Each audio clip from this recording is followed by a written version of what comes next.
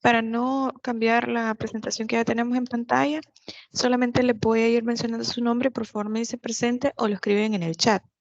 Y así yo voy a ir pasando la asistencia. Ok.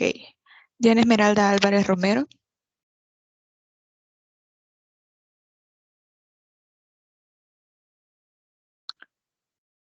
Ok, gracias. Reina de la Paz Arevalo Andrade.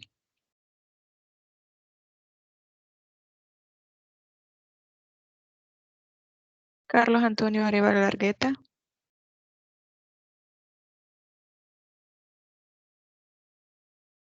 Erika Yulisa Ávila Bustillo. Nayeli Saray Campos Ramos. Carlos Luis Conde Salvador. Antonio Elías Cruz López. Jennifer Marjorie García Canales. Gabriela Lisette García Hernández.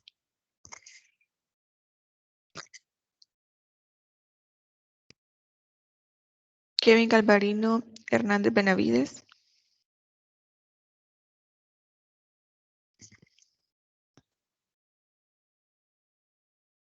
Carlos Rafael Hernández Romero. Diego Alejandro Herrera Navarro. Carmen Noemí Márquez Lara. Presente. Ok. Evelyn Stephanie Montesinos López.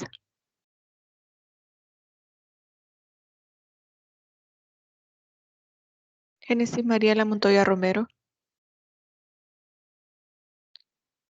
Marta Emily Marojón Bracamonte.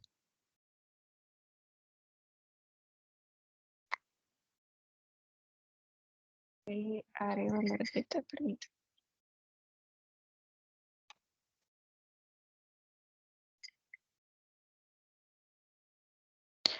Mario Obed Nieto Merino. Ya le agregué, Reina. Noé Pompilio Parada Medrano. Jocelyn Gabriela Ramírez Orellana.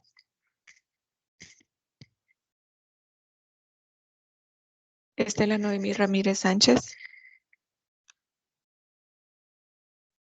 César Mauricio Ramos Hernández. Buenos días, gracias. Flor de María Rivera Amaya. Reina Elizabeth Rivera Reyes.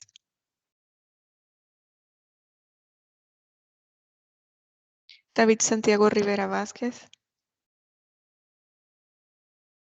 Buenos días, gracias. Carlos Giovanni Salmerón Mesa.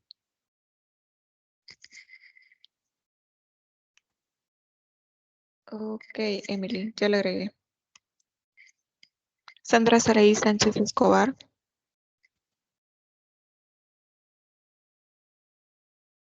Aleida Marcela Sandoval Ayala. Madison Yesil Sandoval Medina. Keren Abigail Mansur Chávez. José Manuel Velázquez Chica. Fernando José Villatoro Zapata. Y José Raúl Zelaya Jurado.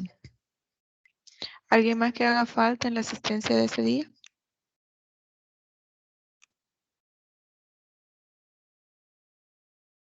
Ok. Vamos a empezar entonces. Permítanme, por favor.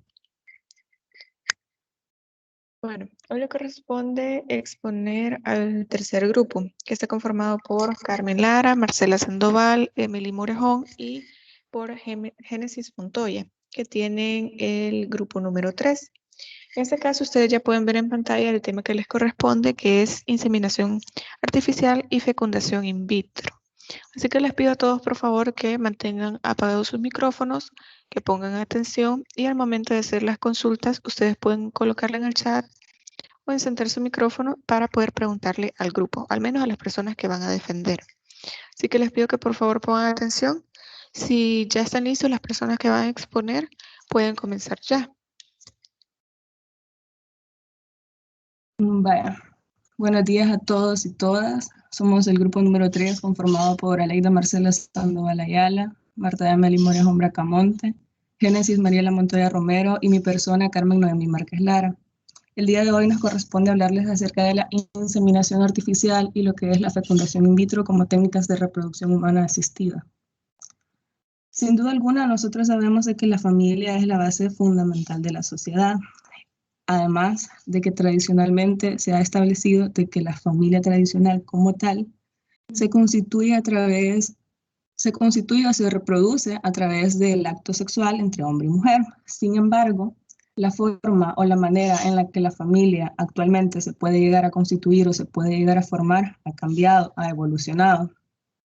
En ese sentido, hablar de la reproducción humana asistida implica tener muy, pero muy claro que las técnicas como tal son las respuestas que la ciencia ofreció, ofrece y probablemente seguirá ofreciendo como una alternativa de solución a la infertilidad propiamente dicha, lo que va a permitir que en algún determinado momento ciertas parejas logren alcanzar lo que es la maternidad o la paternidad.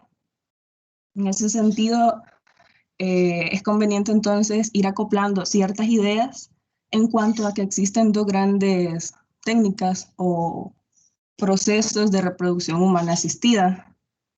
Entonces, el primero hace referencia a lo que es la inseminación artificial.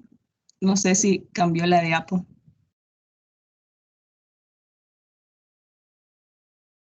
Hola. No, Carmen, sigue en la presentación.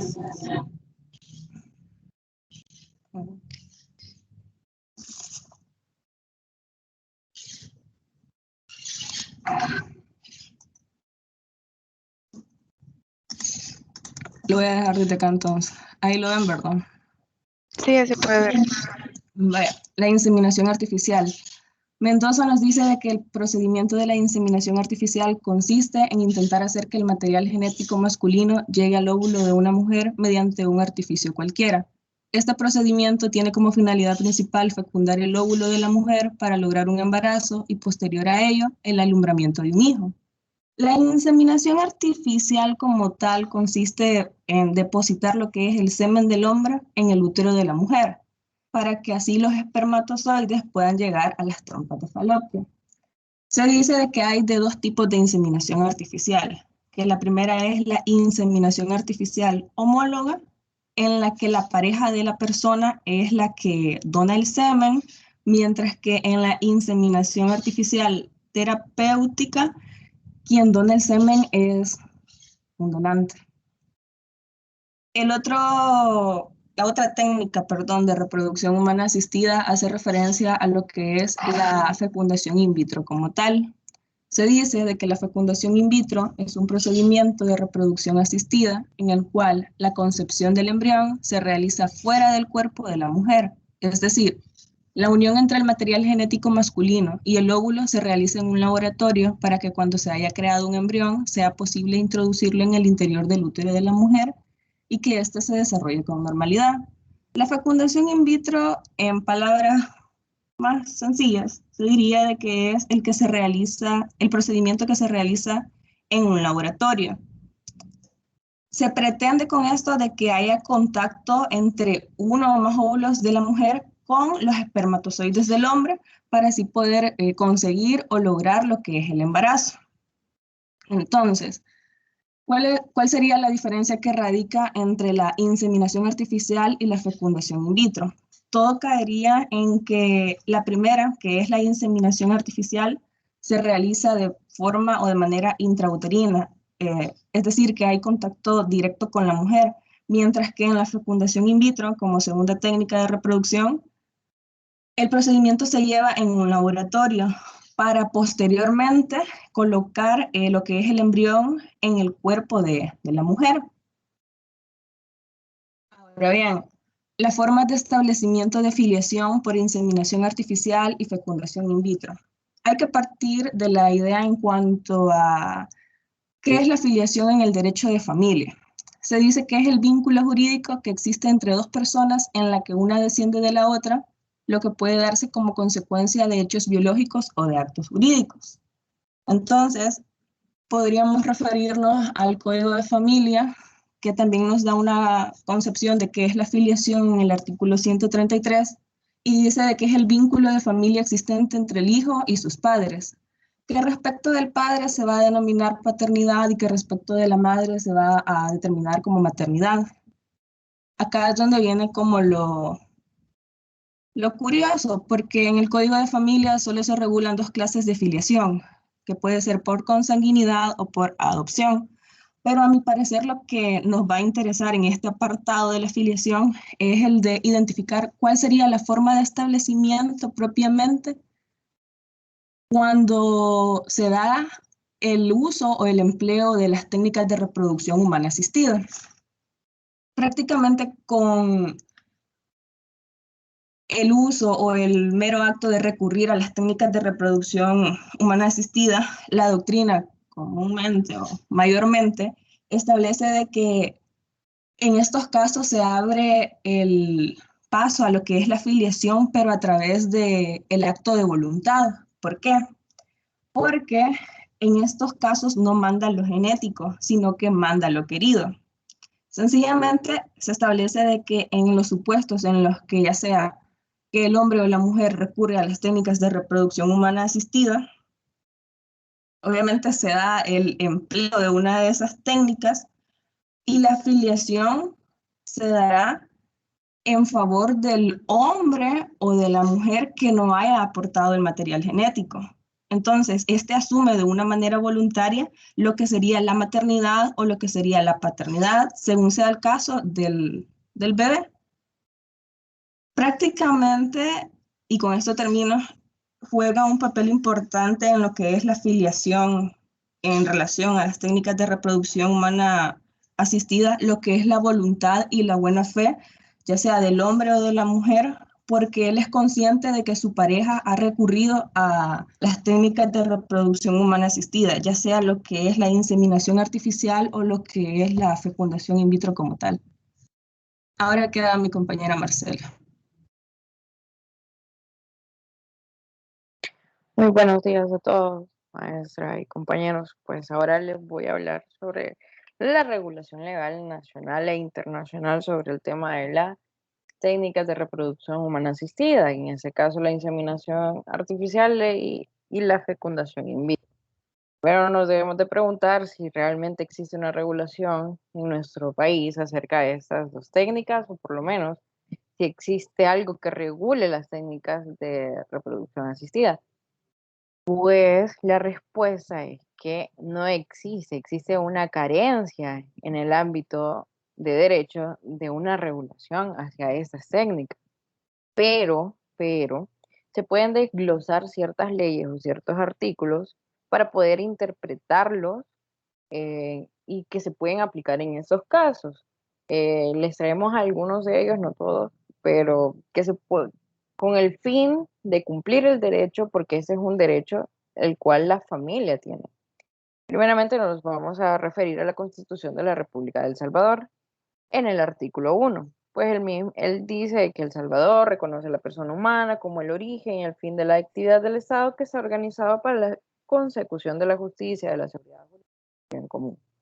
Por lo tanto, se entiende que se reconoce el derecho de los niños, niñas y adolescentes a la protección y desarrollo integral por parte del Estado, y no solo de esa protección, sino tomar las medidas, programas y políticas necesarias para completar ese fin del Estado. En la sentencia emitida, resolución 310-2013, dice: realizadas las precisiones anteriores, es menester acotar que el carácter esencial e imprescindible de la vida humana como condición necesaria para el desarrollo de la personalidad y de las capacidades, así como para el disfrute de los bienes, ha hecho posible su reconocimiento a nivel nacional e internacional como derecho fundamental, merecedor de una especial protección por parte de los estados. Es decir, que la palabra persona humana es un requisito para que pueda gozar de todos los derechos fundamentales reconocidos y sobre todo para poder ser amparado por la protección del Estado. El artículo dice: Asimismo, reconoce como persona humana a todo ser humano desde el instante de la concepción. En consecuencia, es obligación del Estado asegurar a los habitantes de la República el goce de la libertad, salud, cultura, bienestar económico y justicia social. En cuanto al término concepción, que en nuestro tema es pues un punto clave, la Constitución no hace diferencia en la forma en la que fueron concebidos estas personas. Tal puede ser el caso de la inseminación artificial o de la inseminación in vitro, sino simplemente al concepto de concepción, sin hacer ninguna diferencia. Según la Real Academia de la Lengua Española, concepción se define como acción y efecto de concebir, que a su vez en biología se trata de la fusión de dos células sexuales para dar lugar a la célula cigoto, donde se encuentra la unión de los cromosomas del hombre y la mujer. En este sentido, la idea de concepción es sinónimo de fecundación, por lo tanto, no necesariamente proviene de la relación sexocoital. Y es ahí donde podemos interpretar y tomar de base un fundamento que proteja este tipo de técnicas o este tipo de reproducciones. También existen delitos que los podemos ver en el Código Penal salvadoreño, en el capítulo 3, acerca de esas mismas técnicas de reproducción. En el artículo 156 habla sobre la inseminación artificial no consentida y en el 157 habla sobre la inseminación fraudulenta. Pero vamos a seguir porque no es el tema predominante. Nosotros hacíamos a bien el derecho comparado, ver cómo otros países regulan ese tipo de técnicas y nos llamaba mucho la atención cómo regula el derecho español estas técnicas de reproducción. La Ley 35 de España del 22 de noviembre de 1988 regula la técnica de reproducción asistida. Es una ley muy amplia que ha despertado mucha polémica. Con la mayor amplitud establece que toda mujer puede ser usuaria de las técnicas de reproducción asistida. Se pueden presentar varios casos. Que en el caso de la inseminación artificial homóloga, de la inseminación heteróloga, también se permite la inseminación de la mujer sola. O sea, simplemente la mujer va a un banco de espermatozoides y pues ella puede optar por la opción de que quiere tener un hijo, solamente ella, ser madre soltera, y ella puede optar por ese derecho.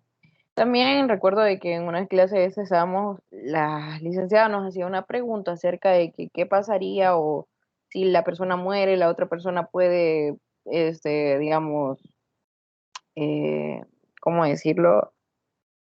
Puede embarazarse o fallecida la persona y hablábamos sobre eso, pues en la ley española o en el derecho español contempla eso. Se llama, bueno, lo hice en latín y yo no puedo, así que se llama postmortem. Esta consiste en fecundar a la viuda del matrimonio con gametos conservados del marido fallecido. En este caso, pues supongo yo que antes de que él falleciera, él deja esos gametos, deja ese material genético para que ella, ya en el momento en que él muera, ella pudiera como proceder a la implantación de eso. Digamos, en un caso al hombre le han detectado cáncer, digamos. Entonces, la persona deja el material genético, los gametos, y pues ya es una persona que le han dado ya las últimas horas de su vida, se muere y ella podría ser, pero obviamente con consentimiento, porque dice, como caso excepcional, cuando el marido dispuso en vida, por escritura pública o testamento, que su material reproductor pueda ser utilizado en los 6 meses siguientes a su fallecimiento para fecundar a su esposa. La filiación de este hijo es matrimonial. El varón unido por vínculo no matrimonial también podrá hacer uso de ese procedimiento. Y así muchos principios, muchos tipos de reproducción que establece la ley española. Hoy nos vamos a ir a hablar un poco sobre la jurisprudencia. En ese caso hemos tomado la jurisprudencia referencia 1055 de AFAM SS. Este es un recurso de casación que les voy a plantear los casos, los hechos del caso para pues, porque es un poco larga. Existe una pareja de esposos. El hombre del matrimonio prácticamente no puede tener hijos porque no lo sabemos. Tal vez era alguien infértil o pues no se sabe. Entonces, viene la mujer y establece con el hombre un consentimiento en que el hermano del marido le preste el material genético de él a la esposa de su hermano para que ella pueda concebir y gracias a esa concepción nace una niña. Viene la mujer y el hombre se separan. Por lo tanto, la mujer quiere como que impugnar el reconocimiento voluntario de de la paternidad del hombre. Prácticamente quiere separarlo de su niña, porque como lo vemos en el Código de Familia, en artículo 1046, 146 creo que es, o 142, que más adelante también tiene que ver con el mismo caso, realmente no me acuerdo ahorita, pero ya se los voy a buscar. Establece que la filiación puede ser por adopción o consanguinidad. Entonces ella establecía de que pues el hombre no tenía nada que ver con la niña porque el material genético era del hermano y que no sé qué y que no sé cuánto. Pero al mismo tiempo, como no existe una regulación jurídica o una ley que pueda proteger en este caso los derechos del niño, la jueza se recurrió a la doctrina y empieza a hablar sobre la filiación y empieza a decir de que la filiación y bla. Entonces al final establece que no es procedente porque la persona, la demandante, establecía el artículo 134, ese sí, 134, que habla sobre las clases de filiación. La filiación puede ser por consanguinidad o por adopción, pero en ese caso, pues, como es una reproducción asistida, es bien ambiguo, si se puede decir así. Y también el artículo 156 y 428.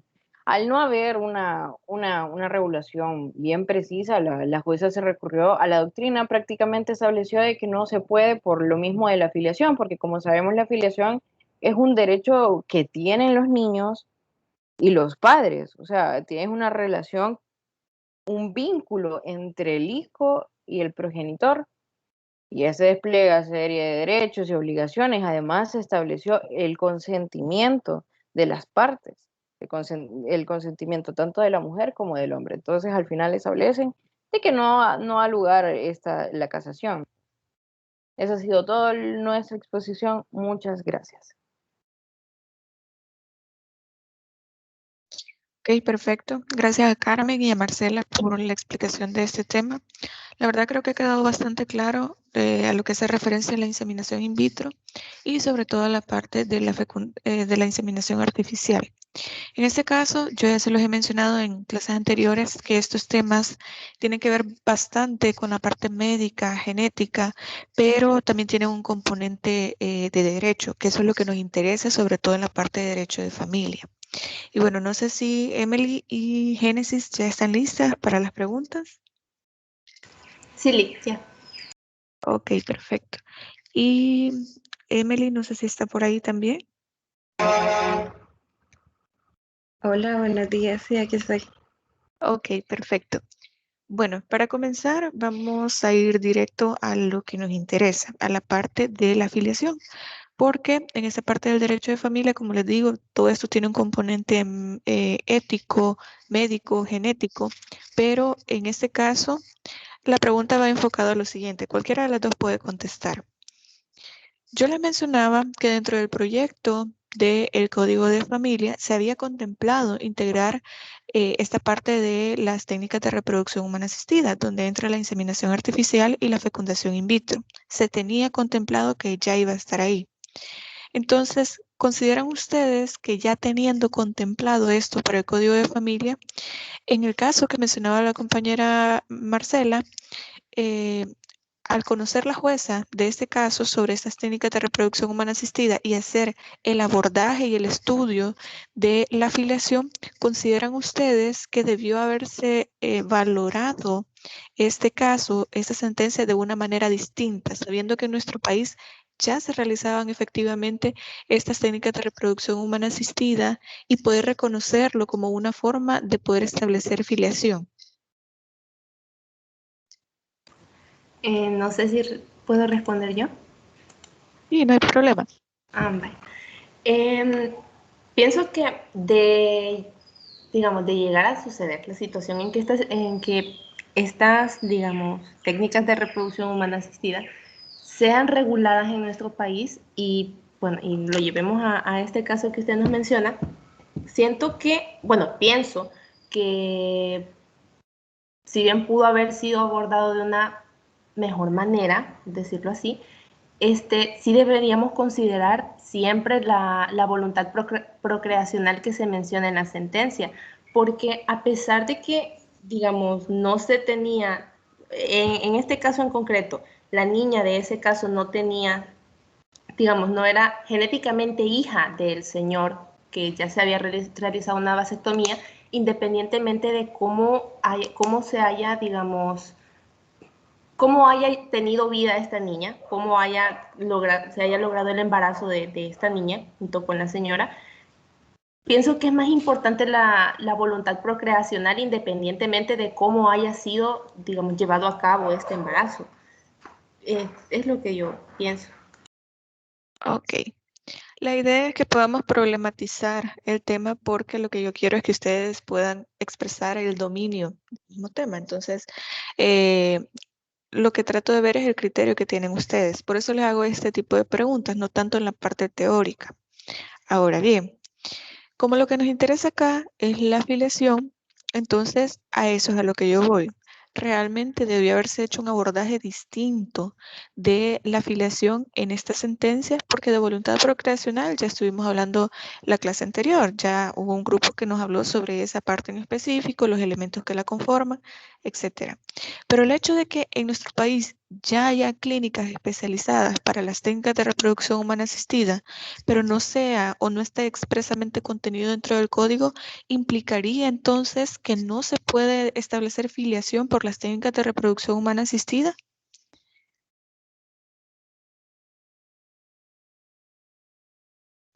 Lick, ¿podría repetir la pregunta, por favor? Contestar.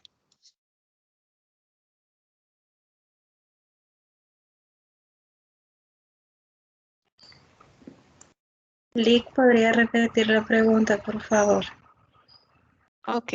Les mencionaba que el hecho de que en nuestro país efectivamente ya se estén dando desde hace mucho tiempo, de hecho, desde antes de que estuviera vigente el Código de Familia, ya se estaban dando técnicas de reproducción humana asistida, pero el hecho de que no estén en el código significa entonces que nosotros no vamos a entender a estas técnicas de reproducción humana asistida como una fuente de filiación.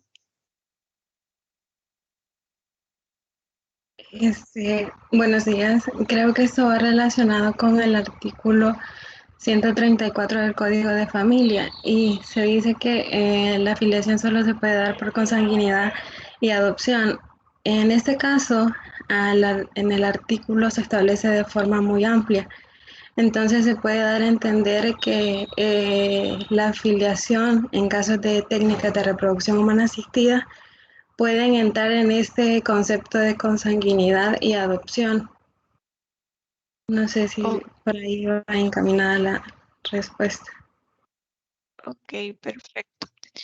Y bueno, también hablábamos de otro aspecto importante cuando se menciona la parte de las técnicas de reproducción humana asistida, que es sobre la identidad. ¿Consideran ustedes que puede existir algún conflicto si esta persona que es el donante dentro de estas técnicas de reproducción humana asistida pide que exista completo anonimato de su identidad, pero en el artículo 7, me parece, de la Convención sobre los Derechos del Niño, menciona que los niños tienen derecho a conocer su origen? En este caso, ¿consideran que existe un conflicto ahí entre el anonimato del donante y el derecho del niño, niña o adolescente a conocer su origen? ¿Puedo responder yo? Y no hay ningún problema. Ok, yo pienso de que, digamos, a un nivel más personal sí podría, digamos, concurrir un conflicto por el hecho de que este niño no tenga la posibilidad de conocer cuál es su origen, por decirlo de alguna manera, pero si nos basamos más a lo jurídico, podría yo pensar que no, porque, es decir, tendríamos que respetar también el derecho de la persona de mantener su anonimato y de que esta persona, del donante, que no quiera que su identidad se conozca, en los casos de que su material genético sí haya podido llevar a cabo un embarazo por medio de las técnicas de reproducción asistida. Pero en el caso del niño, respecto a la identidad, pienso que se le podría decir que no hayan, digamos, que no se reparen en explicarle y en especificarle cuál es su origen y decirle sí, naciste por medio de una técnica de reproducción humana, pero tendríamos que valorar también y considerar bastante el hecho de que la persona, el donante, no ha querido que su identidad sea conocida. Por lo tanto, por eso es lo que yo explicaba que a un nivel más personal podría sí llegar a afectar al niño, pero no a un nivel jurídico. Ok. Recordemos que al conocer esta identidad de esta persona significaría que como tienen un vínculo genético, entonces podría apelar a este vínculo para poder pedirle alguna pretensión, como podría ser alimentos, representación legal, etcétera. Entonces, aquí es donde viene el conflicto. Como les mencionaba, vamos a problematizar el tema para poder explicar algunas cuestiones. También, no sé si la compañera Emily quiere agregar algo más, porque sí ya les puedo ir respondiendo a la pregunta, solo para que les quede claro ahí a los demás compañeros. No agregaría nada, licenciada, porque comparto la opinión de mi compañera. Ok, perfecto. Bueno, en esta parte, el artículo 7, como les mencionaba, de la Convención sobre los Derechos del Niño, dice que los niños, niñas y adolescentes tienen derecho a conocer su origen en la medida de lo posible. Obviamente, esto cubre también aquellos casos de adopción en los cuales estos niños han sido abandonados y realmente no se conoce quiénes son sus padres, pero en la medida de lo posible, que esa es como la salvedad que tiene este artículo, de poder conocer su origen, es decir, a sus padres, de dónde viene, etcétera. Pero en los casos de las técnicas de reproducción humana asistida hay como un conflicto en esta parte porque en varios países se regula de diferente manera. Hay personas que mantienen esta idea del anonimato porque su idea es nada más hacer la donación, no tener ningún tipo de vinculación, de conocimiento de a quienes se ha inseminado con su material genético, cuántos hijos hay que deriven de esta técnica de reproducción humana asistida, no tener conocimiento de absolutamente nada. Y hay otras personas que dicen, sí, yo en algún momento quiero conocer a estos niños, niñas o adolescentes o adultos, pueden llegar a ser todavía, porque me interesa, pero nada más, pero de vincularse completamente de toda responsabilidad legal. Y aquí es donde, como les mencionaba, el derecho tiene su papel dentro de todas estas técnicas de reproducción humana asistida, porque al final el hecho de legalizar la existencia de estas técnicas de reproducción humana asistida como fuentes de filiación implicaría entonces regular todas estas situaciones, la responsabilidad que se tenga, en caso de que, imagínense, haya mentido esta persona al momento de hacer la donación y tenga una enfermedad congénita eh, o pueda existir algún tipo de problema respecto a la inseminación que pueda causarle un problema a la mujer también. Todo esto debe ser regulado. Hay otras cuestiones que creo que con el próximo grupo que pase las vamos a poder mencionar, las vamos a poder preguntar, porque también tiene que ver con esta parte de las técnicas de reproducción humana asistida. Así que, bueno, vamos a pasar con el siguiente grupo. Le agradezco mucho a Carmen, a Marcela, a Emily y a Génesis, porque quedó muy bien explicado el tema, lo hicieron muy bien. Y bueno, vamos a pasar con el grupo de Jennifer García, de Carlos Arévalo, de Antonio Cruz y de César Ramos. El tema de ellos son los parámetros para garantizar el derecho de los involucrados en las técnicas de reproducción humana asistida. No sé si tienen presentaciones. Ok, sí hay presentaciones. Entonces, ¿ya están listos? Ya pueden comenzar. Muy bien, gracias licenciada por la presentación. Básicamente, tengan todos y cada uno de ustedes saludos cordiales. Es un gusto poder saludarles mediante esta mañana de día viernes. Ciertamente a nosotros nos ha tocado, o nos ha más bien, sí, tocado, no hay otra palabra para poder describirlo, investigar acerca de aquellos parámetros para garantizar el derecho de los involucrados en las técnicas de reproducción humana asistida.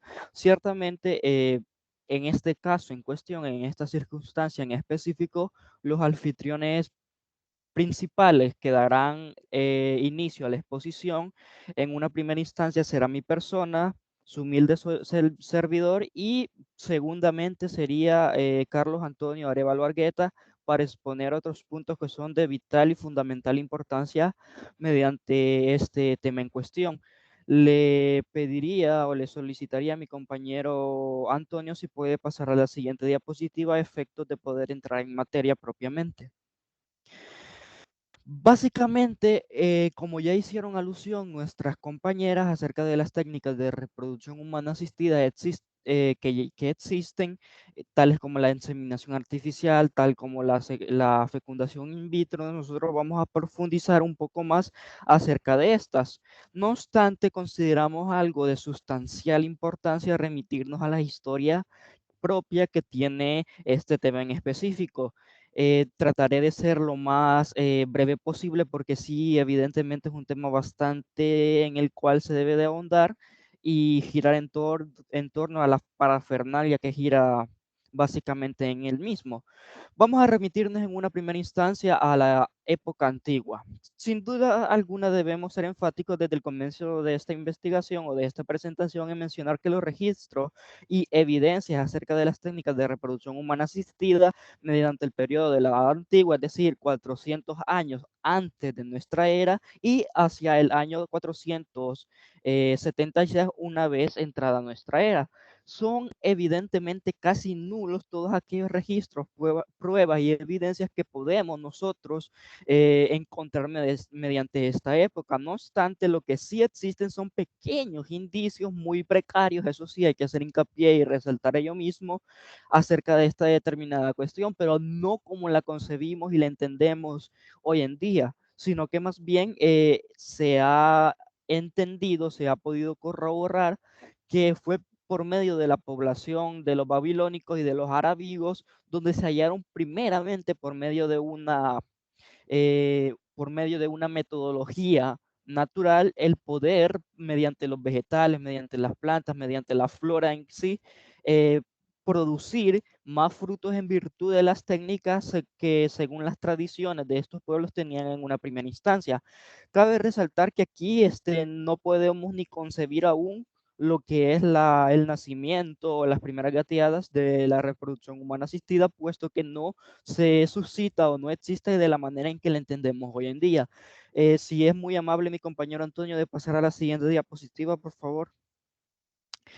Ahora bien, debemos de mencionar que de mano de Mediola y conforme el paso del tiempo y por ende de la historia misma, cabe remitirnos a los primeros posibles registros e indicios sobre la reproducción humana asistida, ellos mismos más precisamente en la tierra donde nacieron aquellos primeros filósofos, aquellos primeros grandes pensadores de la historia humana, es decir, en la antigua Grecia. Ciertamente la medicina occidental, al igual que casi la gran variedad de todas las ramas del conocimiento humano, vienen de Grecia, a excepción de nuestra carrera en concreto, que es el derecho, que básicamente la crearon, la elaboraron los romanos. Pero remitiéndonos nuevamente al tema, se pueden encontrar las primeras bases en Grecia en aquel momento. Se debe resaltar también que ya existían posibles textos mediante los cuales se ahondaban de manera muy superficial, de manera muy ambigua, lo que era la cuestión de la reproducción humana asistida. Claro, esto todavía no estaba desarrollado en lo más mínimo, puesto que no existía la tecnología, no existía los aportes que conforme el paso del tiempo y de la historia misma se iban a ir suscitando de mano de la ciencia. Entonces, podemos decir que en este sentido, son muy pocos los conceptos pre-hipocráticos registrados conforme a la evidencia empírica. Y aquí quiero hacer un hincapié, resaltar esto de que básicamente se entiende de que fue el filósofo de nombre Hipócrita, perdón, permítanme, sí, de nombre Hipócrates, que básicamente empezó a formular aquellos primeros indicios, aquellas primeras ideas acerca de esta técnica, pero nada en concreto aún. Por favor, compañero Antonio, podemos pasar a la siguiente diapositiva. Claramente esto lo estamos llevando a cabo para efectos de una mejor comprensión del tema, para efectos de una mejor ilustración acerca de la historia, que a veces puede ser muy despreciada por determinadas personas, pero nosotros hemos básicamente insistido en hacer o resaltar acerca de esta cuestión en sí. Avanzando más en el tiempo, nos corresponde ahora examinar las evidencias registradas acerca de la presente cuestión en el territorio romano. Ciertamente dentro de Roma empezaron a aparecer aquellas grandes personalidades con los primeros aportes más íntimamente relacionados con la reproducción humana existida. Aquí, aunque no puede ser nada de manera concreta, sí se empiezan a florecer, empiezan a dar sus primeros pasos aquellas ciencias naturales que básicamente se pueden englobar dentro de la medicina en general, tales como la anatomía, la fisiología, la ginecología.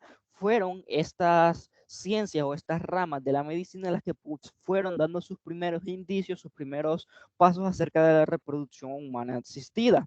Ahora bien, uno de los grandes ginecólogos y obstetras de la antigüedad fue sin duda Sorano de Efeso. Y vaya qué casualidad que este Sorano de Efeso, que tenía grandes pensamientos filosóficos, que básicamente también es de origen griego, fue el médico que formó la escuela de Alejandría y practicó la medicina en Roma en tiempos de unos denominados emperadores hispanos de nombre Trajano y Adriano. Ciertamente, mediante Roma ya es muy notorio lo que son los registros, las evidencias que se han venido suscitando, pero no hay una certeza absoluta acerca de la cuestión que gira en torno al tema. Así que, por favor, Antonio, la siguiente diapositiva. Ahora bien, cabe remitirnos a la Edad Media, al Medioevo. Aquí, básicamente, a pesar de que la ciencia, y al igual que todo tipo de pensamiento o enseñanza diferente en aquellos tiempos era que no se adaptara a los estándares exigidos por parte de la Iglesia, eran considerados un acto de desertación, es decir, por ende, un hecho imperdonable de herejía y de blasfemia hacia la autoridad eclesiástica. No obstante, contra viento y marea y con todos los pronósticos en contra, se lograron mediante esta línea de tiempo eh, aportar valga la redundancia, grandes aportes hacia lo que es básicamente la reproducción humana asistida. ¿Y de qué manera? Ello mismo también en relación a las técnicas de fecundación in vitro y demás cuestiones que ya ahondaron las compañeras. Uno de los aportes de gran progreso científico que vino a enriquecer y a dotar de gran contenido, mucho más del que ya tenía la ciencia en específico sobre esta cuestión, fue este tema en concreto que se suscitó en Italia, donde brillantes anatomistas como Vesalio y Leonardo da Vinci pudieron dotar de un mayor contenido, de un mayor enriquecimiento a la ciencia acerca de este tema. Gracias a la observación y a las disecciones proporcionadas, concretaron o construyeron unos nuevos cimientos sobre la ciencia. Ahora bien, quiero hacer hincapié en esto. Debemos recalcar que mediante la ciencia aún no existía una frontera clara entre la ciencia y la magia, pues ambas disciplinas convivían, mejor dicho, armónicamente dentro de este periodo de tiempo, puesto que no había una mayor explicación acerca de esto mismo debido al mismo contexto mediante el cual se suscitó. Ahora bien, remitiéndonos a una palabra en latín que es traducida al español, o más bien en latín es humanis corporeus officinis, el cual quiere decir dispositivo del cuerpo humano. Esto ciertamente incluye sesiones anatómicas de los órganos genitales femeninos. Casi una década después también podemos decir que uno de sus discípulos más allegados de este Vesalio, acerca de este tema en cuestión, aportó grandes, ¿cómo mencionarle? Grandes, dotó de contenido mayor al que ya estaba a lo que es la reproducción humana asistida y sus parámetros. Esto lo logró logrando, valga la redundancia y la aclaración, eh, elaborando aquellos contenidos que están muy íntimamente relacionados al útero y sus vasos, e inclusive recomendaba a aquellas personas que mediante el coito, conforme a los fluidos masculinos del hombre, conforme a su material genético, se introdujera de manera con la mano dentro del órgano reproductivo de la mujer, lo que es el espermatozoide como tal, para poder garantizar una mayor cantidad de porcentaje en la probabilidad de que pudiera nacer o pudiera concebirse este niño. Por favor, Antonio, la siguiente diapositiva.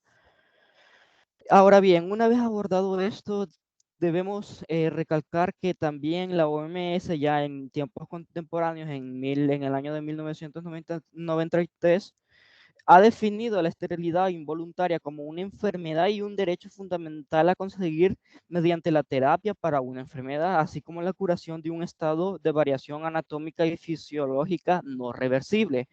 Ahora bien, ¿para qué sirven las técnicas de reproducción humana asistida? Una vez que ya hemos abordado la historia como tal, las técnicas de reproducción humana asistida básicamente ayudan al ser humano a poder, mediante aquellos casos donde no se puede embarazar o no se puede engendrar un determinado niño por métodos naturales, poder tener la posibilidad, que antes era algo totalmente inconcebible, impensable y totalmente imposible para la concepción del pensamiento humano, hoy de mano de la ciencia podemos tener estos grandes beneficios que entendemos componen y dotan al ser humano de mayores probabilidades, de mayores oportunidades para poder gozar de una mejor calidad de vida, para poder ejercer bien sus derechos, para tener a disposición suya todo este tipo de técnicas de reproducción humana asistida, para poder, como vuelvo y lo digo, en aquellos casos excepcionales donde no se puede engendrar a un niño por medio de aquellos métodos naturales, que básicamente es el coito. Y es así como las técnicas de reproducción humana asistida pueden dotar de mayores oportunidades a la misma humanidad. Por favor, Antonio, podemos pasar a la siguiente diapositiva. Ahora bien, abandonando los aspectos doctrinales, podemos decir, o mejor, los aspectos históricos, podemos decir que existen determinados derechos que entran en colación con la existencia de estas técnicas de reproducción humana asistida. Debemos tener en cuenta que conforme a el fruto y la evolución, la trascendencia y aquellos contenidos relevantes que dotan a las demás ciencias, el derecho no es ajeno a esa realidad, puesto que de mano de su legislación y de un ordenamiento jurídico interno se ve en la obligación propiamente de poder garantizar aquellos derechos que van surgiendo conforme a estos nuevos métodos. En un primer momento debemos recordar de que estos derechos involucrados desde un ángulo donde se da cabida a este tipo de acciones, uno de ellos y el más representativo puede ser el derecho a constituir una familia, que evidentemente es algo que lo tenemos regulado por medio de por medio de nuestra Carta Magna, por medio de nuestra Ley Suprema y Constitución, mediante el artículo número 32, el cual dice que la familia es la base fundamental de la sociedad y el Estado, en su poder de imperio y uso de sus facultades,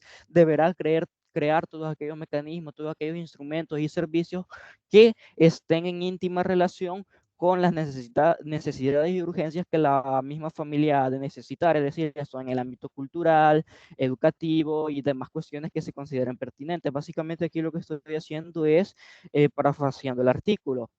También algo que debemos tener presente, si podemos avanzar a la siguiente diapositiva, compañero Antonio, es que esta serie de métodos de reproducción humana asistida conforman determinados derechos que hay que respetar. Y es que debemos decir que mediante estos métodos, el derecho debe de dotar de cierta privacidad, mejor dicho, a las personas que vayan a ejercerlo. ¿Por qué? Porque se entiende de que esto es un derecho de contenido privado que puede estar en algunas ocasiones muy al servicio de ciertas afectaciones o vulneraciones en el caso de que el Estado o demás personas posean injerencia mediante este mismo. ¿Qué queremos dar a entender con esto? Siguiendo con esta tónica, es de suma importancia el derecho a la vida privada y este tema específico se toma en consideración por los aspectos positivos cuya relevancia gira en torno a las decisiones que las personas tomen a la hora de realizar cualquier acto que esté en los parámetros de no afectación y que ninguna persona o Estado o parte, según la denominación, puedan ingerir sobre estas decisiones. Es decir, el Estado no debe de ingerir mediante ningún motivo, razón y circunstancias en las decisiones personales que hayan de tener estas personas, puesto que se entiende y comprende que son derechos propios garantizados por medio de los derechos humanos, por medio de los derechos fundamentales, por medio de las libertades individuales, el poder tener acceso de manera, se entiende que de manera ideal, de manera gratuita, por medio del el Estado, que este debería ser garante mismo para poder acceder a este derecho de la reproducción humana asistida. Ahora bien, pasemos a la siguiente diapositiva, por favor, compañero Antonio. Debemos recalcar también que teniendo en cuenta que deben de traerse a colación otros derechos, tales como el de la salud. El derecho a la salud, según los parámetros que la Organización Panamericana ha aportado, es un derecho que incluye un estado de satisfacción tanto emocional, psíquico, tanto mentalmente, emocionalmente, que puedan garantizar una vida digna. Es decir, esto puede proteger y respetar aquellos derechos que son de vital importancia y básicos encaminados a poder tener una vida en desarrollo, una vida plena para poder, de mano de los parámetros de la reproducción humana asistida, acudir ante este derecho y protegerse a sí mismo acerca del derecho a la salud, el cual evidentemente también lo tenemos regulado mediante nuestra Constitución en el artículo número 65, donde básicamente podemos ahondar y argumentar de que el derecho a la salud es de carácter público, es decir, debe estar al acceso de todos los habitantes de la República de El Salvador y que el mismo Estado y la población en sí debe de luchar por velar y tener la conservación de este mismo y la restablecimiento, perdón, en caso de que pueda ser vulnerado o pueda ser básicamente afectado en la medida en que pueden acontecer determinados hechos que vulneren y afecten estos derechos que son propios de toda persona humana. Creo que esto es lo último que puedo yo aunque dale la siguiente diapositiva, por favor, Antonio. Ajá, exacto. Esta es la última diapositiva que me compete a mí. Ciertamente podemos decir que mediante las técnicas de reproducción humana asistidas tienen su lado positivo y tienen sus lados negativos. ¿De qué manera? Puesto que se entiende que del lado positivo, como ya lo abordamos, existen aquellos derechos, aquellas libertades individuales a las cuales cualquier ser humano puede acceder por medio de su mera condición y dignidad humana. Ahora bien, también están aquellos aspectos negativos y cómo se pueden manifestar o reproducirse o materializarse mediante la realidad ante nuestros ojos. Pues básicamente debemos de recordar que la ciencia, a pesar de todos sus avances, de grandes aportes en diversas áreas, aún esta no es perfecta. De hecho, la ciencia es la única disciplina o método por medio del cual se puede adquirir conocimiento, el cual está en constante evolución, puesto que se concibe que nada es absoluto.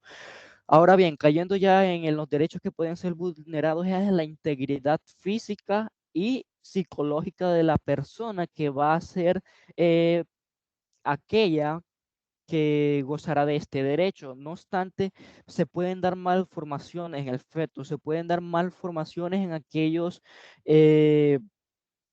sí, en el órgano femenino de la mujer, donde se entiende que conforme, si se siguen los lineamientos correctos, los adecuados y pertinentes para poder garantizar una manifestación con cierto éxito, para ser garante de cierto éxito, se entiende que se debe de seguir rigurosamente los pasos que dispone la reproducción humana asistida.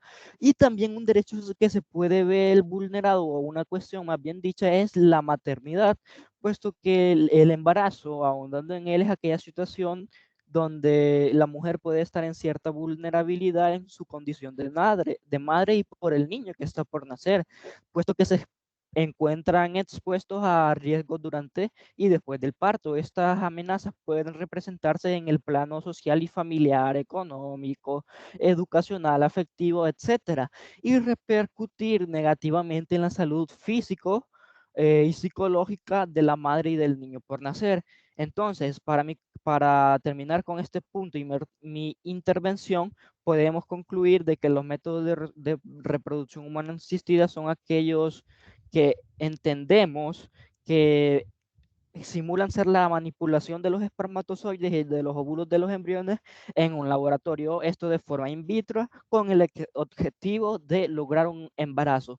Con esto creo que hemos ahondado al menos los aspectos más importantes mediante lo que es la historia misma, mediante los aspectos doctrinales y mediante una que otra cuestión jurídica. Así que de momento hasta aquí es mi intervención y me sucede el compañero Carlos Antonio.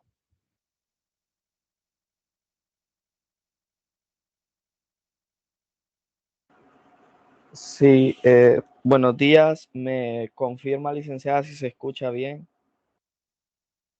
Sí, le escuchamos bien. Buenos días. Bueno, repito, tengan todos buenos días. Hoy me corresponde a mí hablar de las técnicas de reproducción humana asistida. También, ¿qué opina la Corte Interamericana de Justicia y de los Derechos Humanos sobre la reproducción humana asistida, sobre dichas técnicas? Y también hablaremos de algunos dilemas legales y éticos que dichas métodos o dichas técnicas presentan. Primeramente, pues mis compañeros anteriores, tanto de la exposición anterior como de la exposición de la semana pasada, abondaron ya en lo que son las técnicas de reproducción humana asistida, por lo que yo lo haré de manera más rápida para avanzar de mejor manera. Pues tenemos primero cuáles son estas técnicas de reproducción humana asistida. Claramente vamos a iniciar por la inseminación artificial homóloga. ¿Y qué es la inseminación artificial homóloga? Pues esta consiste en reemplazar la relación sexual y coital, como la conocemos normalmente de la pareja heterosexual, como factor fundamental para llegar al embarazo. ¿Qué quiere decir esto? Pues quiere decir que ya no se necesitará de una relación sexual entre un hombre y una mujer para llegar al embarazo. Esta técnica proporciona la solución de la infertilidad. Podría decirse de esa manera que de la naturaleza femenina o de la naturaleza masculina, aunque exista infertilidad de uno de los dos involucrados, ya no será necesario que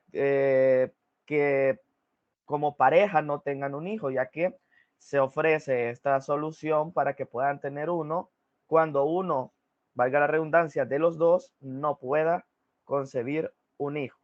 Luego tenemos la fecundación in vitro, que significa que para este tipo de fecundación encontramos dichas variantes en el procedimiento al anterior que hemos explicado. Dentro de ellas encontramos que inicialmente se realiza la transferencia de óvulos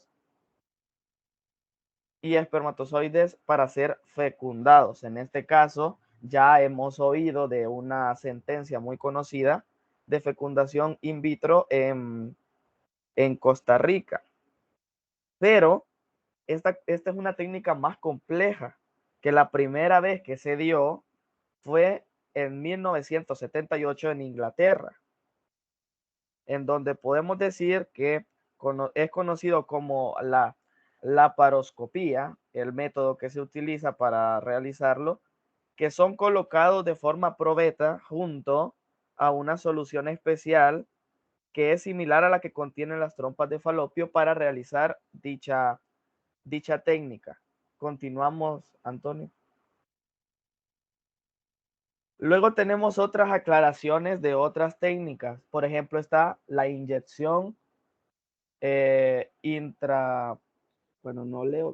intraplasmática del espermatozoide. ¿Qué significa esto? Que esta técnica es similar a la fecundación in vitro. Sí, se parece, pero la diferencia es que uno de ellos, mediante el cual se produce la fertilidad del óvulo, se almacena.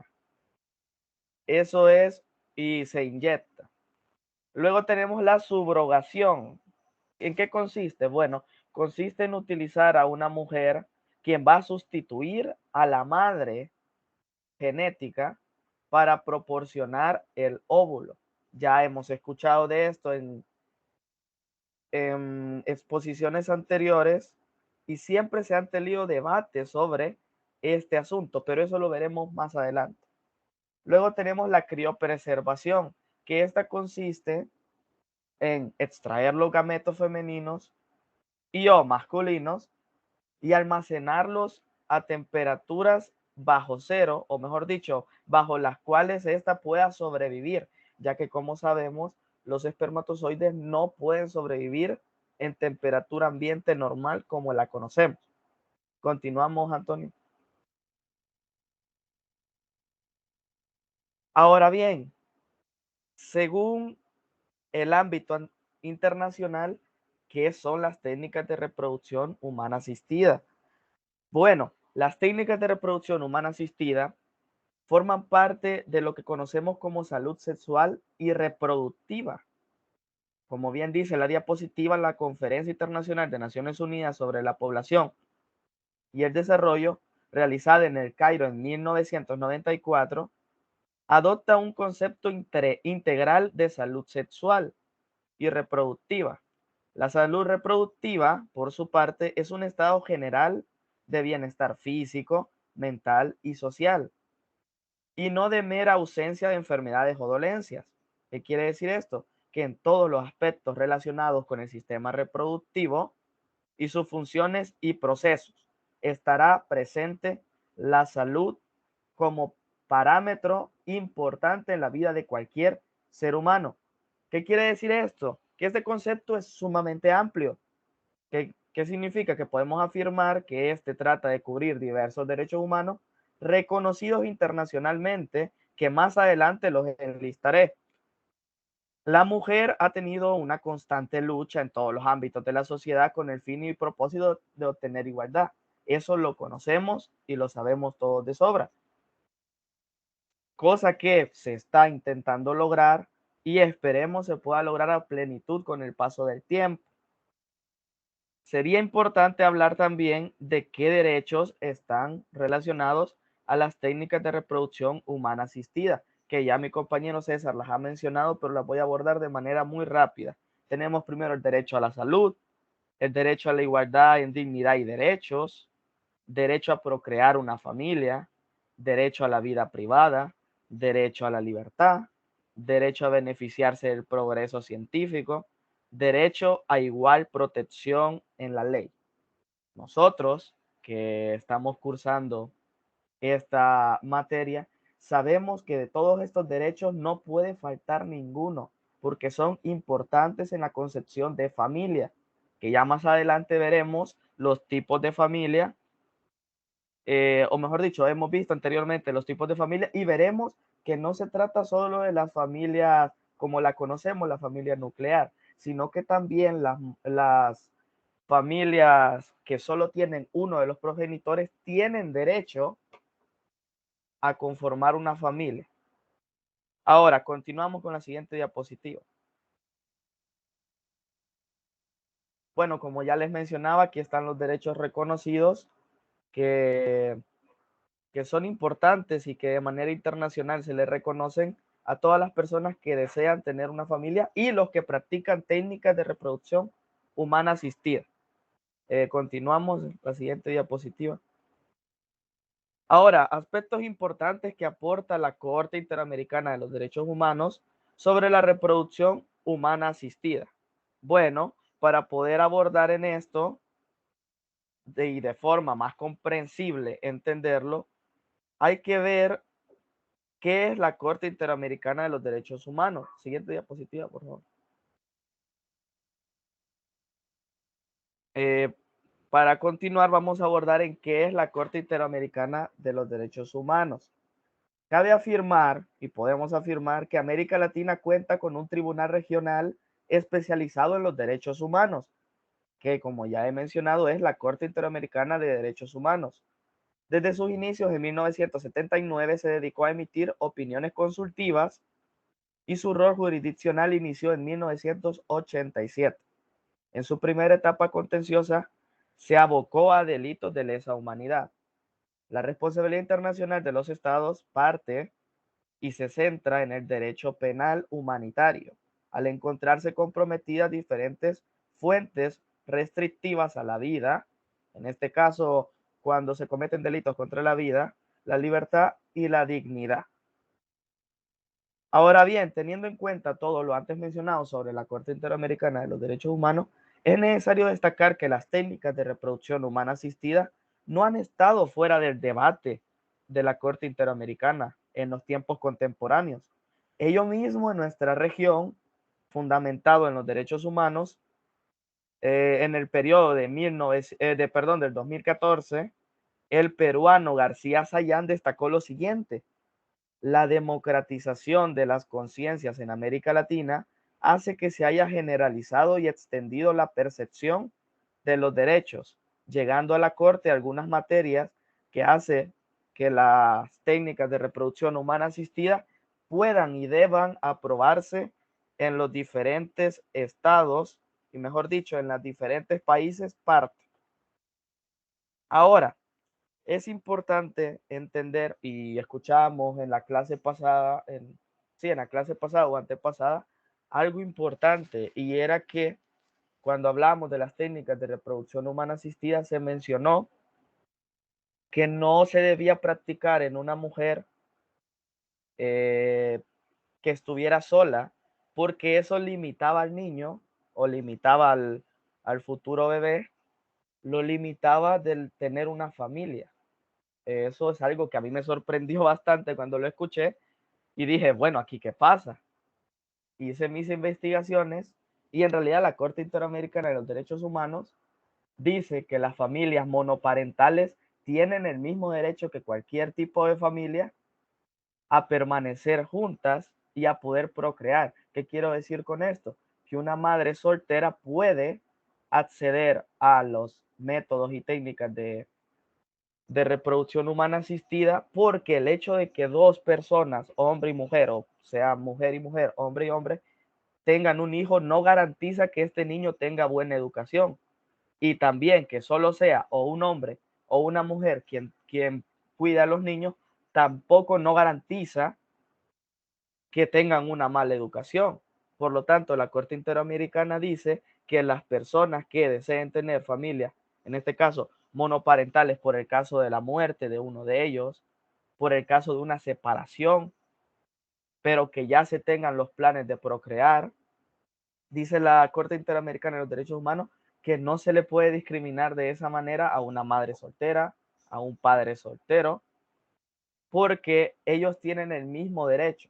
Pasemos a la siguiente diapositiva, por favor. ¿Y cuáles han sido los aportes de la Corte Interamericana de los Derechos Humanos en vista de las técnicas de reproducción humana asistida?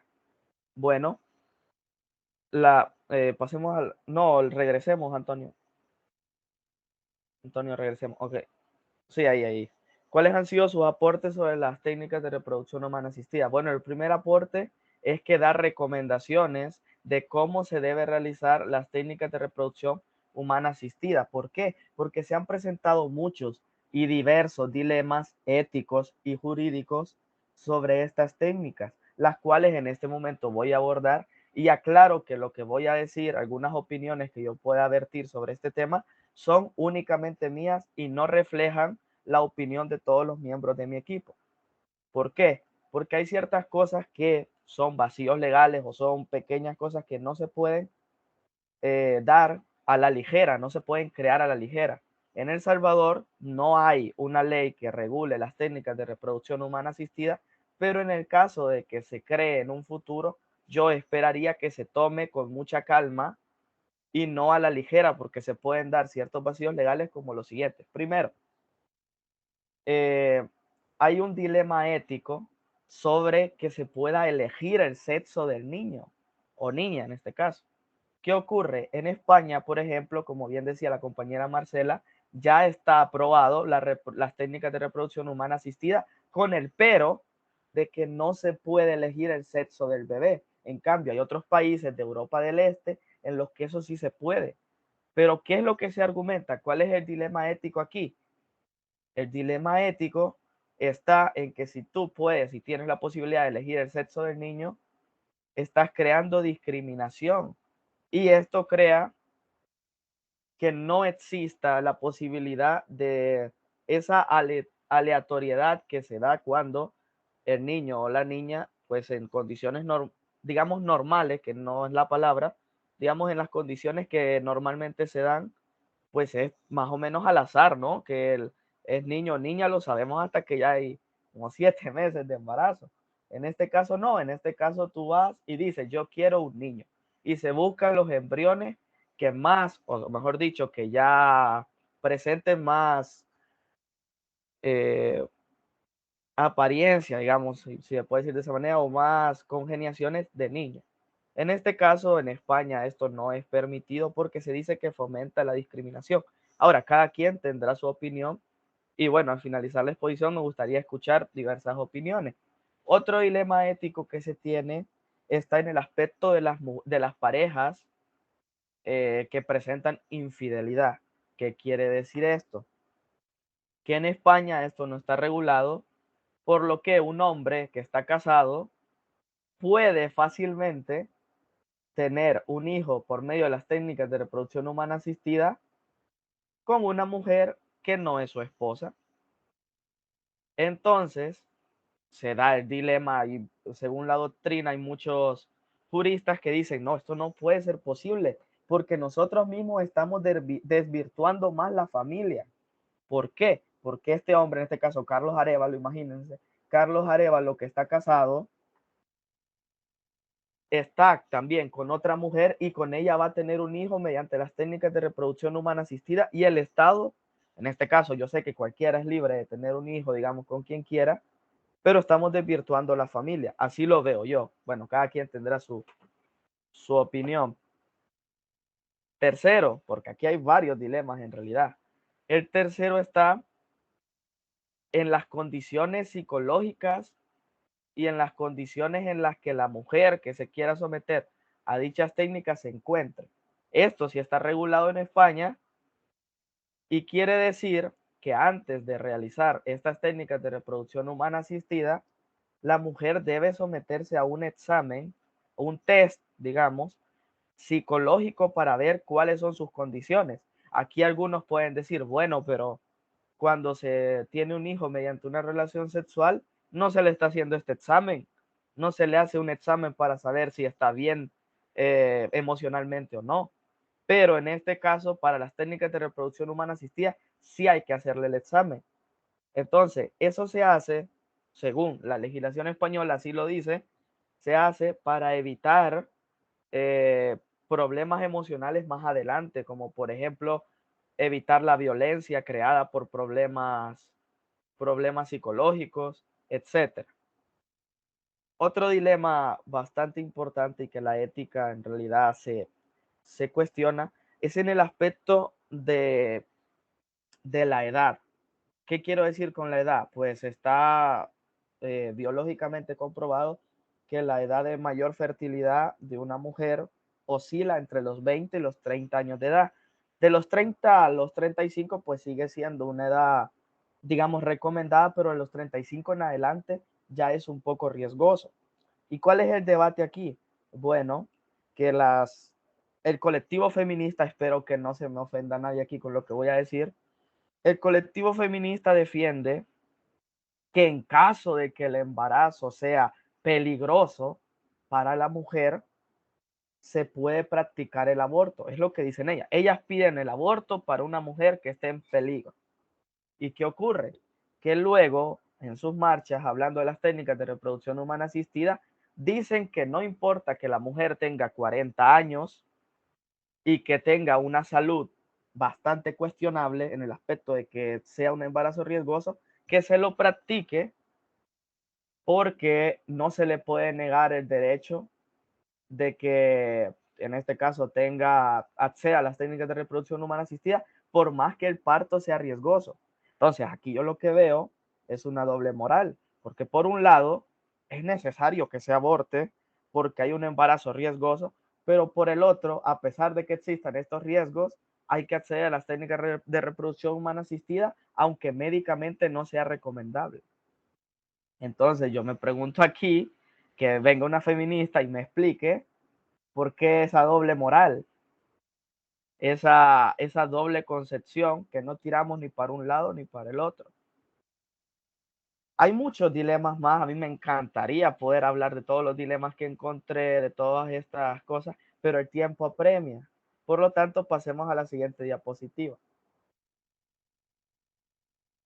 La reproducción humana asistida en El Salvador. Bueno, hablando de nuestro querido país, El Salvador, la realidad es que no hay gran avance con respecto a otros países en este tema.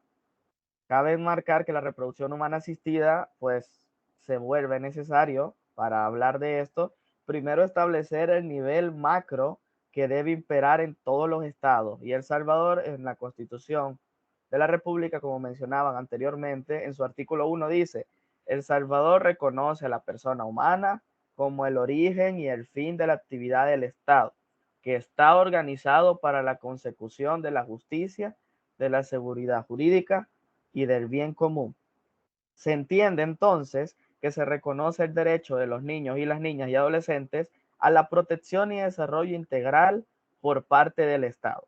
Y no solo de esa protección, sino de tomar las medidas, programas y políticas necesarias para completar este fin del Estado. Recordemos que el interés superior siempre será el niño. ¿Qué quiere decir? Que el interés, repito, internacionalmente en nuestro país, y quiero pensar que en cualquier lugar del mundo, el interés superior es el niño. ¿Por qué digo esto? Porque existen casos en donde, por ejemplo, se dan las técnicas de reproducción humana asistida, el niño crece con profunda normalidad, como cualquier otro niño, que es más, puede que ni siquiera sepa que vino producto de una reproducción humana asistida. ¿Y qué ocurre? Que su madre tiene, obviamente, digamos, es un suponer, su madre tiene un accidente y se muere, y obviamente su padre, como no es su padre biológico, no le puede donar sangre. Yo no sé ustedes qué opinarían o qué harían en este caso, de que la madre que podría darle genéticamente donar sangre ya está muerta, su padre, el que ha visto toda su vida como su padre, no puede por razones obvias porque no es su padre biológico. Y entonces, ¿qué hacemos? Buscamos al padre biológico que donó los embriones, que donó el espermatozoide, o por la confidencialidad de él mismo, de que él dijo que no quería que se le reconociera a él como padre, no lo vamos a ir a buscar, porque esto ocurrió en España. ¿Qué haríamos? Me gustaría saber qué haríamos, porque es interesante. Se iría a buscar al padre biológico a pesar de que se quebrante su confidencialidad de que él era el papá biológico, que él donó los embriones, o no lo buscamos por defender su privacidad, aún sabiendo que el niño se está muriendo. Aquí en España lo que se hizo, en España lo que se hizo fue que el juez dictó que se buscara al padre biológico porque el interés superior era el niño. Y yo aplaudo esa decisión. Habrá personas aquí, supongo, que no estén de acuerdo. pero yo en realidad aplaudo esa decisión. En el artículo, y ya volviendo a El Salvador, en el artículo 32 dice que la familia es la base fundamental de la sociedad. Eso lo hemos escuchado muchas veces y es la realidad. La familia es la base fundamental de la sociedad, pero como ya hemos hablado, hay distintos tipos de familia. Por lo tanto, se hace necesario e imprescindible que, como ya había tocado anteriormente, una familia monoparental no tiene, yo no veo por lo menos ningún problema en que haya, digamos, recurrido a la reproducción humana asistida, digamos, post-mortem. Porque, por ejemplo, imagínense, mi novia y yo, pongamos el ejemplo, mi novia y yo tenemos tantas ganas de tener un hijo y lo hemos planeado y yo subo estados a Facebook y a WhatsApp diciendo yo quiero tener un hijo.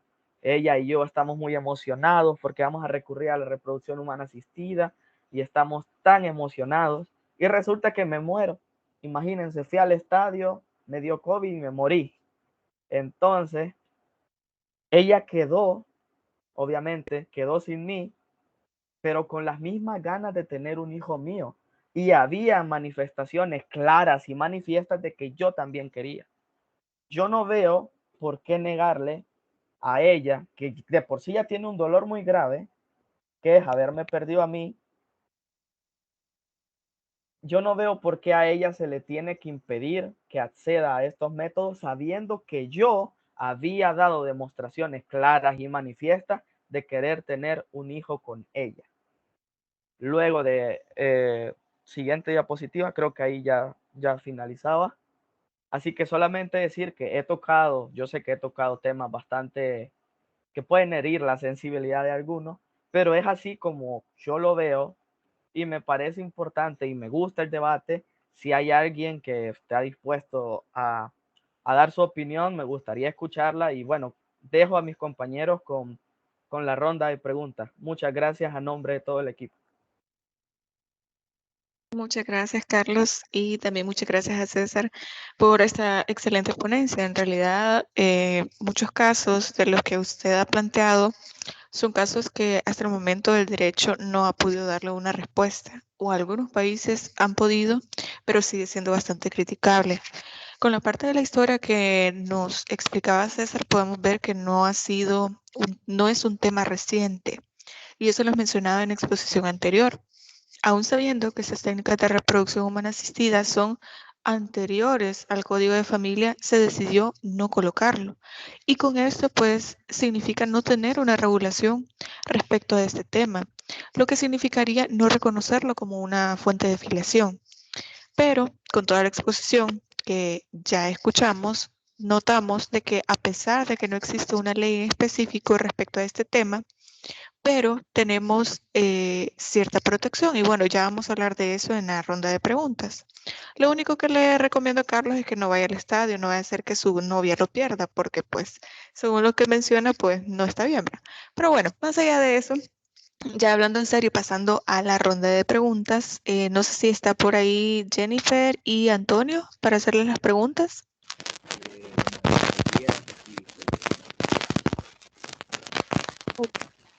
Muy bien, Antonio. Hola, ¿me escucha? No lo escuchamos muy bien, le digo. Permítame.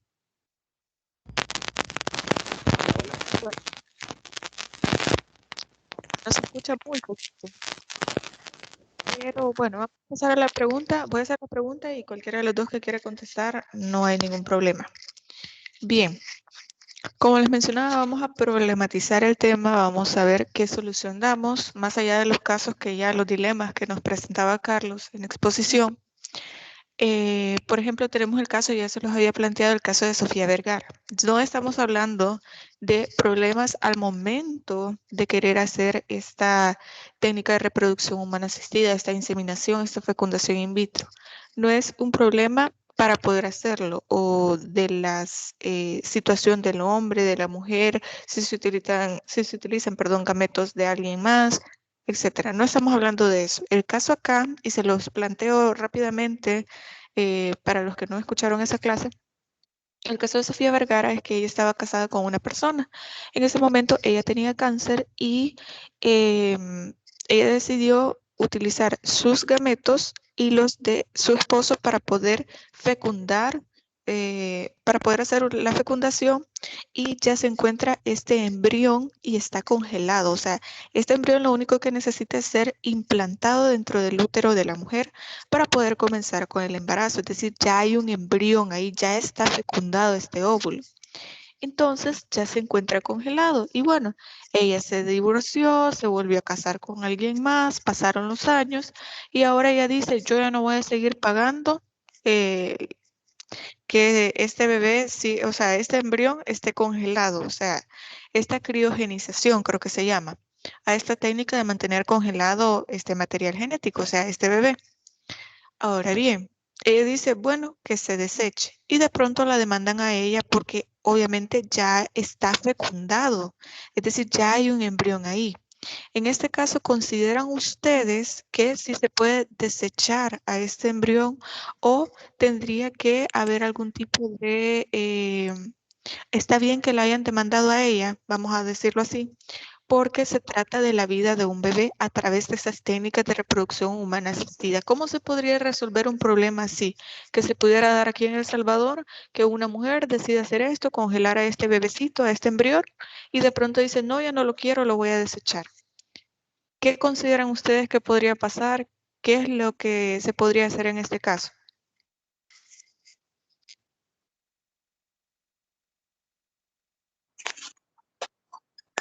¿Me escucha, Lee? Ahora sí, le escucho. Ok, entonces, bueno, desde mi punto de vista, el caso que usted plantea, pues desde el momento que ella quiso hacer esas técnicas, pues tiene que estar como comprometida, pues, a darle seguimiento a la dicha práctica.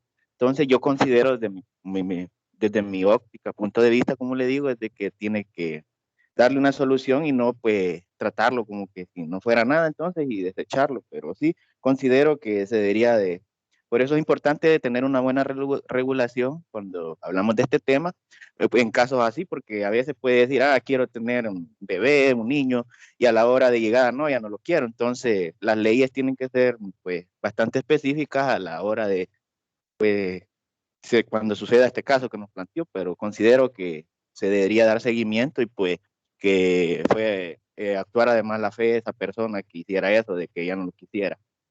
Esa puede ser mi opinión. Ok. No sé si Jennifer quiere agregar algo. Sí, yo de igual forma pienso que está bien que la hayan demandado porque digamos que este embrión que está congelado ya tiene vida porque está junto el material de la mujer con el del hombre, ¿verdad? Entonces, lo que podemos entender aquí es que esta vida está en pausa para que al momento en que las personas decidan utilizarlo, ya como que él se vaya desarrollando y lleve el tiempo que necesita para nacer y todo eso. Entonces, prácticamente sí mató, está como intentando matar a una persona porque está ahí, lo único que está congelado y no puede desarrollarse. Ok, perfecto.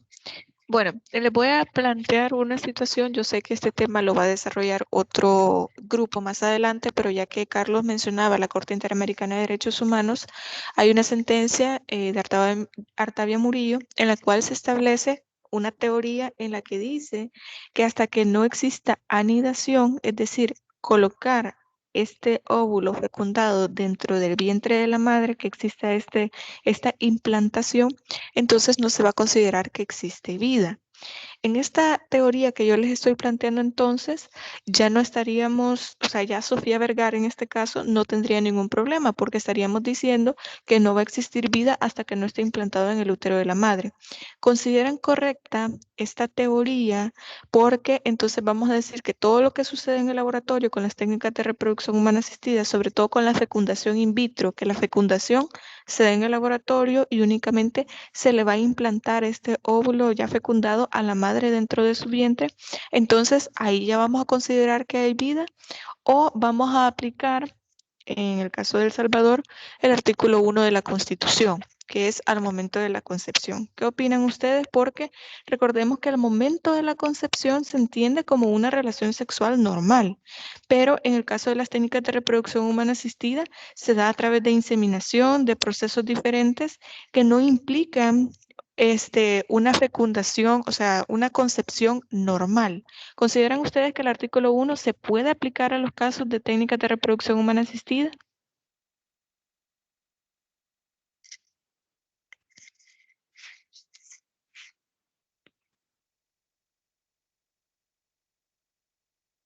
Pues viéndolo de esa manera, y como dice usted, de que si hay que aplicar el artículo 1 y tomarlo en cuenta desde que ya está ahí ya está implantado, pues yo consideraría que se debería de como analizar la situación, porque este es como le podría decir, otras herramientas de poder ser padre o madre. Entonces, si en un caso, en un futuro se llega a regular, se debería de que no contradiga la Constitución, como le digo, y ver ver la mejor solución para ver si se va a considerar desde que ya está implantado o desde que ya se están haciendo los ejercicios, pero yo considero desde que, a mi punto de vista, desde que ya se están haciendo la- las prácticas y todo eso, desde considerarlo, porque ya están es la decisión que ellos tienen.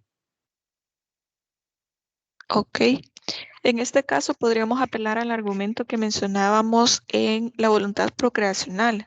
Desde el momento en que se tiene la voluntad de querer ser padre, de utilizar estas técnicas de reproducción humana asistida, entonces tal vez desde ahí podríamos hablar de que se le va a proteger la vida que se produzca dentro de estas técnicas de reproducción humana asistida. Tal vez esa podría ser una solución. No sé si la compañera Jennifer quiere agregar algo.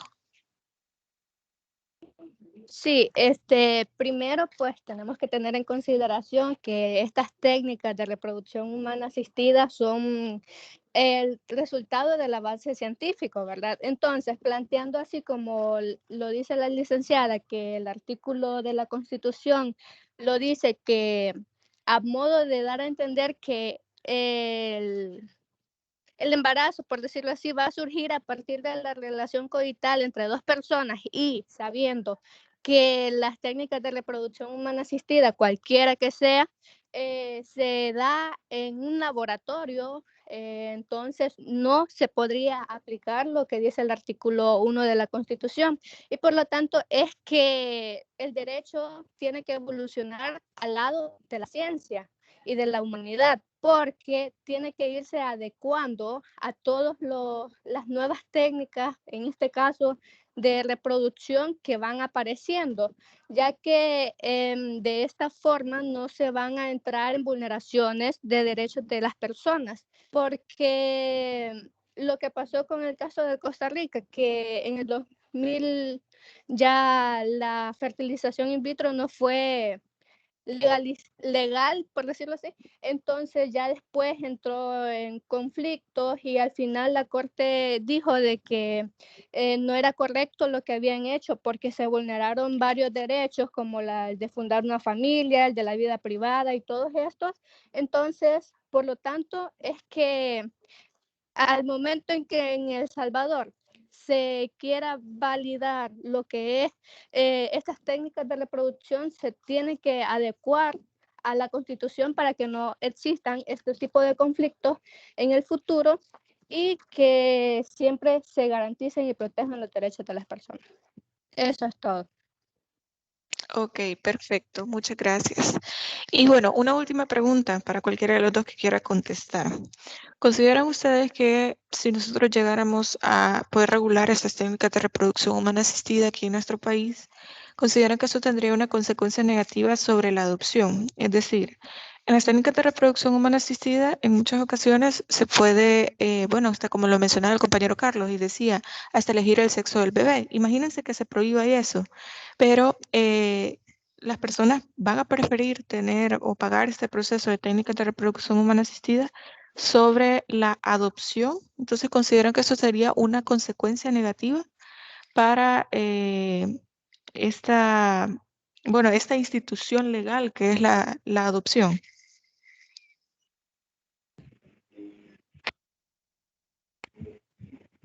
Pues yo no lo veo como un punto negativo, licenciada. Yo más lo veo como un punto positivo porque es como otra alternativa de que dichas personas quieran ser padres, no solo buscar la adopción, pero desde mi punto de vista, como le digo, lo veo de una manera positiva, ya que pueden, si tienen la capacidad también, porque eso implica un gasto de dinero, pues hacer estas técnicas y a ver, pues experimentar eso, de ser padre o digamos a la madre, digamos, experimentar, como le digo, la sensación de estar embarazada y todo eso, pero yo, mi punto de vista, lo veo como de una manera, positiva. Ok, perfecto. En mi opinión, licenciada, pienso que si esto llegase a pasar y estas técnicas fueran muy accesibles, digamos que sin importar lo económico, que sí es cierto que si fuese un precio demasiado alto, muchas personas no pudiesen acceder, pero teniendo en consideración que pudiese ser barato, por decirlo así, muchas personas tomarían la decisión de acceder a estas técnicas antes de buscar a adoptar a un bebé o a un niño. Entonces, mi punto de vista, pienso que sería negativo para el asunto de la institución de la, lo siento, de la institución de la adopción porque obviamente una pareja va a preferir ser padre de un hijo biológico que de un hijo adoptado. Entonces, teniendo la accesibilidad a estas técnicas de reproducción, obviamente van a preferir que el hijo sea propio de ellos a que sea adoptado. Entonces sí sería como una influencia negativa desde esa perspectiva, ¿verdad? Porque obviamente sí es positivo para todas las personas que no pueden tener hijos y desean hacerlo. Entonces esa sería mi opinión. Ok. Solamente quiero agregar algo más porque vi que se levantó la mano hasta ahorita que estaba viendo la computadora porque estoy utilizando el teléfono ahorita. Antes de darle la palabra a él, solamente quería agregar algo más. En Costa Rica se ha permitido toda esta parte de, sobre todo en la parte de la identidad de género, de poder dar todos estos procesos hormonales a aquellas personas que quieren hacer este cambio de forma gratuita, o sea, agregarlo al Buenos sistema días. de salud que sea gratuito. Dígame. No le Ok. logré escuchar lo último, licenciada. Ok. Solo le mencionaba que ya le iba a dar la palabra, solamente iba a agregar algo más, porque no había visto que usted había levantado la mano. Me va a disculpar por eso. Solo voy a agregar una idea más y le doy la palabra porque vi que levantó la manita. Lo único que les mencionaba es que en este caso, la idea que tiene Costa Rica respecto de que entre en vigencia una ley, sobre todo que tiene que ver con procesos médicos, es que también estos procesos médicos se integren al sistema de salud gratuito. Es decir, imagínense el caso que aquí en El Salvador tuviéramos todas estas técnicas de reproducción humana asistida garantizadas a través de una ley y que dentro del sistema de salud este proceso fuera gratuito. Entonces, en este caso, porque al ser muy costoso, muchas personas no terminan de convencerse de poder llevar estos procesos porque son muy caros. Entonces, al ser gratuitos, creo yo que podría generar una desventaja respecto de la adopción, porque la gente va a preferir tener hijos propios, aunque sea con los gametos, o sea, con el material genético de una de las dos personas en la pareja, o tener hijos de forma individual, pero con donaciones de personas que pueden estar en el anonimato. Eso no es un problema. Pero en este caso podría llegar a ser un problema que nosotros debemos ir visualizando para pensar en qué es lo que podría contener la ley. Ahora sí, discúlpeme César, no sé si quiere agregar algo respecto de las preguntas que han hecho los compañeros o algún comentario que nos quería hacer. No hay ningún problema, licenciada, no se preocupe. Sí, efectivamente, yo sé que ahorita ya estamos básicamente sobre el límite de tiempos que tenemos junto con mis compañeros de otra clase a las 8:50, por lo tanto no voy a ahondar tanto en la cuestión que quiero plantear. A lo mucho van a ser unos 2 minutos o 3.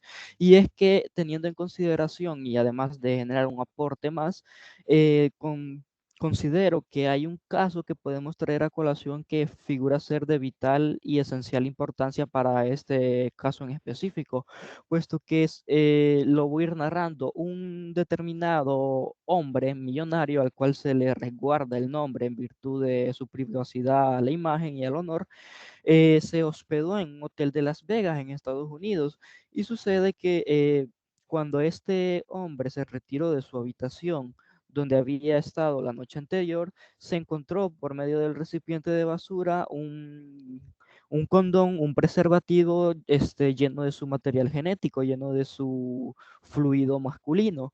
Y la responsable, aquella mujer que se encarga de la limpieza, en este caso en específico, eh, tomó dicho material genético, tomó el condón, y ella por voluntad propia recurrió a estos métodos de la técnica de reproducción humana asistida sin el consentimiento del hombre millonario, porque obviamente este ni siquiera sabía que dicha situación se iba a suscitar. Entonces esta mujer quedó embarazada una vez que se implantó el material genético mediante estas técnicas de reproducción humana asistida, y lo hizo con una mala intención, porque yo no lo veo de otra forma, o lo puedo interpretar de otra forma, puesto que se embarazó a sí misma, y una vez que tuvo el bebé alegó ante un tribunal y demandó o denunció, mejor dicho, a esta persona, puesto que se tenía que hacer responsable de ese niño que había nacido. Y yo me pregunto, o mejor de un solo voy a dar a lo que llegó el tribunal. El tribunal efectivamente para mí es un error jurídico garrafal. Yo obviamente no soy para nada experto en estas cuestiones, además de este tema en específico, pero considero desde un perfil general de que esta mujer está en todo, hizo una acción que incluso puede ser considerada como dolosa, puesto que ella misma, en virtud y consecuencia de que el hombre era millonario, sabía que iba a tener un beneficio al quedar embarazada de él, y pues ella lo hizo mediante las técnicas de reproducción humana asistida. El tribunal, además de favorecer a esta mujer en Estados Unidos, le exigió al hombre poseedor de material genético que incluso le donara $4 millones y 4 años de manutención en virtud del hijo que había tenido esta mujer, que efectivamente se entiende que es de él, pero él nunca dio su consentimiento, nunca otorgó el permiso para que dicha situación sucediera. Es decir, fue algo totalmente desconcertante y una sorpresa en todo su esplendor para él. Y a mí lo que más no sé, me llama la atención es la resolución del tribunal, que estuvo a favor de la mujer. Claramente habría que examinar las leyes de Estados Unidos, puesto que es un estado federal y cada estado de los 50 que tiene, cada quien posee sus leyes, pero debemos recordar aquel principio o aquella convicción que ante la justicia, si la ley prevé una injusticia, hay que recurrir mejor a la justicia, es decir, entre la ley y la justicia hay que elegir. En este caso concreto, evidentemente, la ley estaba a favor de esta persona, pero eso no es para nada una resolución judicial conforme a los parámetros de la dignidad humana, del consentimiento, puesto que yo considero que evidentemente esta acción de la mujer constituye un dolo en específico. Solamente eso quería traer a colación a efectos de una mayor comprensión y ilustración del tema en específico. Ok, perfecto, muchas gracias. Y brevemente le voy a plantear nada más cuál es la solución que nosotros supuestamente tenemos en la ley. Si usted busca en el Código Penal el artículo 156 y 157, habla de la inseminación artificial no consentida y fraudulenta, pero en ambos casos no prevé lo que usted está mencionando. Solo es el que inseminar artificialmente a una mujer sin su consentimiento, y en la inseminación fraudulenta dice que el que alterare las condiciones pactadas para ejecutar la inseminación artificial, y ya le coloca ahí la pena. Pero en ningún caso prevé qué sucede si la mujer se insemina a través de las técnicas, o sea, de una clínica, etcétera, o a sí misma a través de una jeringa o como quiera llegar a hacerlo, una pena para esta situación. Cosa que nosotros ya hemos visto, no solo le pasó a esta persona que usted menciona, también le pasó a Tiger Woods. Entonces son cosas que debemos prever y que la ley, a pesar de que se han visto estos casos, parece que no lo tiene, no lo hemos regulado. Pero bueno, Para no quitarle más tiempo, porque ya mencionó que tienen otra clase, nada más agradecerle al grupo. Creo que fue muy interesante este tema y da como para que podamos analizar muchos más casos respecto a estos dilemas que mencionaba Carlos, pero vamos a ir avanzando, tenemos otras exposiciones y para salir a tiempo, creo que nos vamos a tener que quedar hasta acá este día y vamos a seguir la próxima semana. Y una cosa nada más, recuerden que hoy tenemos la ponencia con la licenciada González de 1 a 1:40 de la tarde. En un ratito ya solo voy a llegar ahí a la facultad para poder enviarles el link para que ustedes puedan ingresar. Así que de nuevo les agradezco mucho por estar presente en la videoconferencia y por las ponencias por las exposiciones, perdón, de este día. Espero que estén muy bien, cuídense mucho y nos escuchamos en un ratito más.